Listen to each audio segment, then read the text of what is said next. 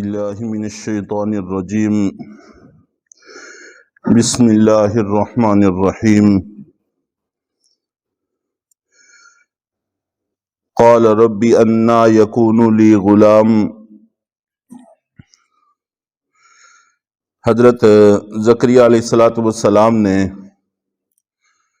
اللہ تعالیٰ سے بیٹے کی دعا کی، اور دوسری جگہ پر آتا ہے کہ اللہ تعالیٰ کو خفیہ پکارا، آہستہ آہستہ پکارا۔ عام طور پر اللہ تعالیٰ سے بسا اوقات انسان ایسی چیز مانگتا ہے کہ اگر دوسروں کو پتہ چلے تو وہ مذاق بنائیں۔ بوڑھے ہو گئے تھے، بظاہر اولاد کے امکان نہیں تھے، لیکن اللہ تعالیٰ سے مانگا جا سکتا ہے۔ اس لیے بندے کا اور اللہ کا تعلق بڑا عجیب نوعیت کا ہوتا ہے۔ بہت ساری چیزیں انسان کسی اور کے سامنے ذکر بھی نہیں کر سکتا، لیکن اپنے رب سے راز و نیاز کر لیتا ہے۔ تو خفیہ اپنے رب کو پکارنے لگے۔ انہوں نے کہا کہ اے میرے رب، اور پھر جس وقت اللہ تعالیٰ نے بشارت دی تو پھر پوچھا کہ اے میرے رب، لڑکا مجھے کیسے ہوگا؟ وقد بلغنی الکبر، کہ میں بڑھاپے کو پہنچ گیا ہوں، بوڑھا ہو گیا ہوں۔ وامرأتی عاقر، اور میری بیوی بانجھ ہے۔ جس وقت حضرت ابراہیم علیہ السلام کو فرشتوں نے آ کر بشارت دی تھی، تو اس وقت حضرت ابراہیم علیہ السلام کی اہلیہ محترمہ وہ بھی پردے سے باہر آئیں، اور انہوں نے بھی اپنی پیشانی پر ہاتھ مار کے یہی پوچھا تھا کہ کیسے ہوگا۔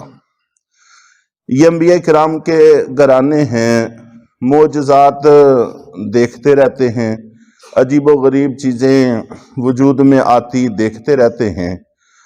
تو اکثر جہاں پر بھی سوال ہے، وہ سوال یہ نہیں ہے کہ یہ ہو سکتا ہے یا نہیں ہو سکتا، بلکہ کیفیت پوچھنا مقصود ہے کہ آپ نے کہہ دیا ہے ہوگا تو ضرور، لیکن اس کی کیفیت کیا ہوگی؟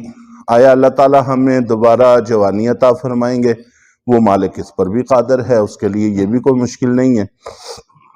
جو پہلی دفعہ جوانی دے سکتا ہے وہ دوبارہ بھی جوانی دے سکتا ہے، اور جنت میں انشاءاللہ دوبارہ جوانی ملے گی، اور ایسی ملے گی کہ جس پر زوال بھی نہیں ہوگا۔ تو دنیا میں بھی وہ مالک دوبارہ جوانی دے سکتا ہے، یا پھر حضرت زکریا یا حضرت ابراہیم علیہ السلام شادی اور کریں گے تو پھر اللہ رب العزت ان کو اولاد عطا کریں گے، تو اس کی کیفیت کیا ہوگی؟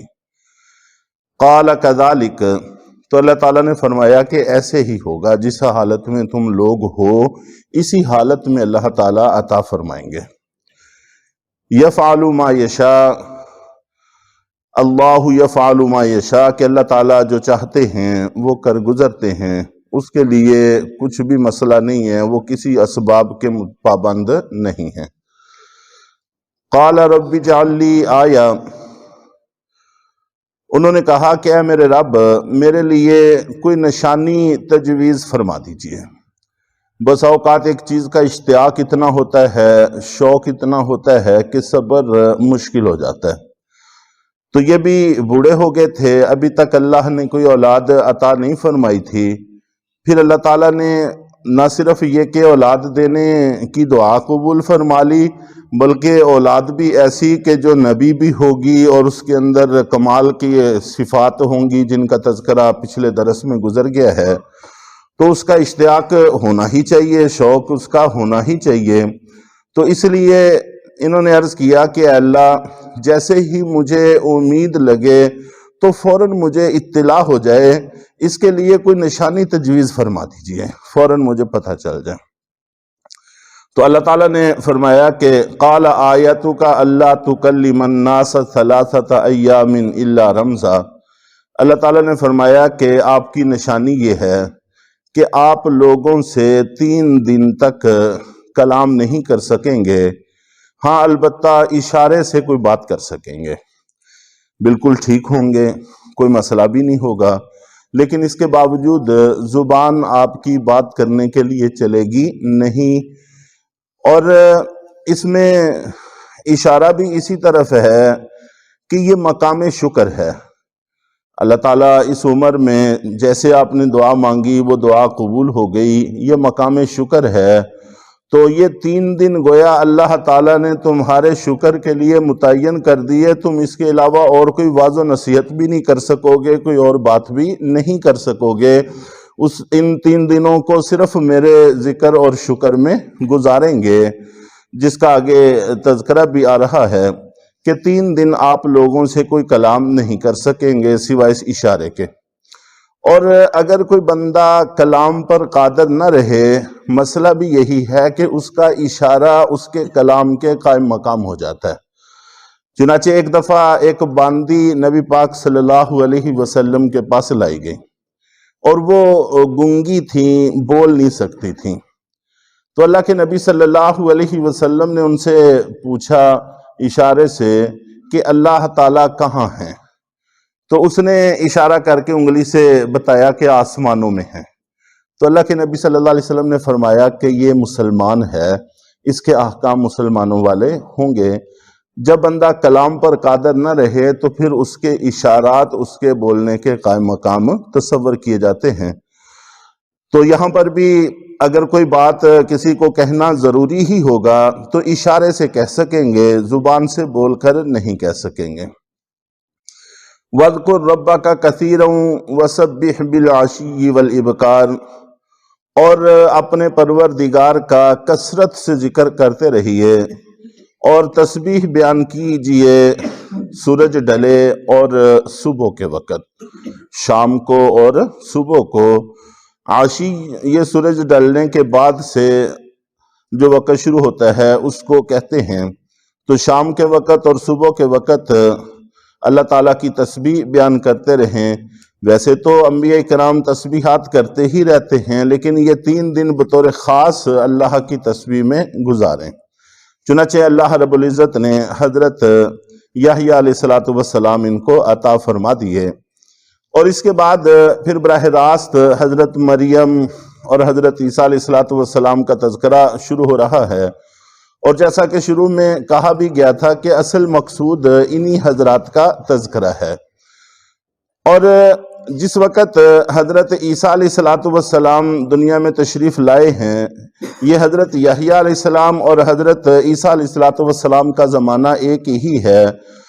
تو اس وقت بہت سارے لوگ جو حضرت موسیٰ علیہ السلام پر ایمان رکھتے تھے، جن کو یہودی کہا جاتا ہے، انہوں نے حضرت عیسیٰ علیہ السلام کو ماننے سے انکار کر دیا تھا۔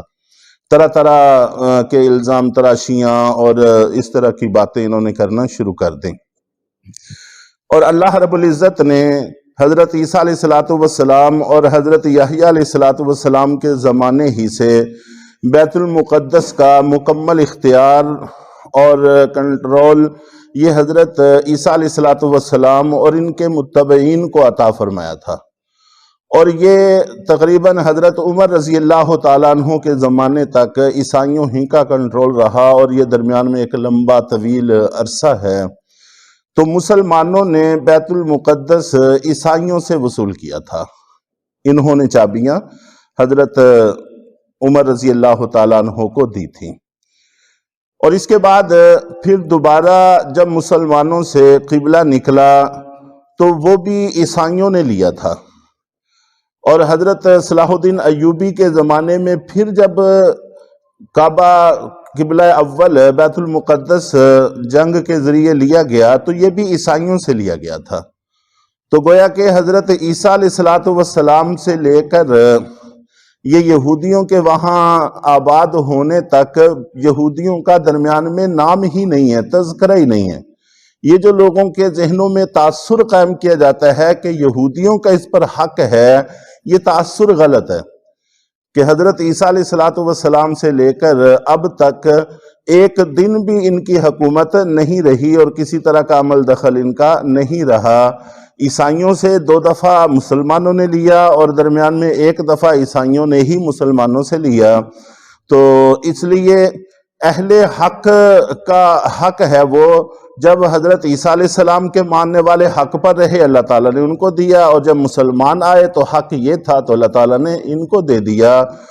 تو استحقاق یہود کا اس پر کسی طور پر بھی ثابت نہیں ہوتا، اس طرح کے پروپیگنڈے میں آنا نہیں چاہیے۔ تو بہرحال اللہ تعالیٰ حق بات کو سمجھنے کی توفیق عطا فرمائے۔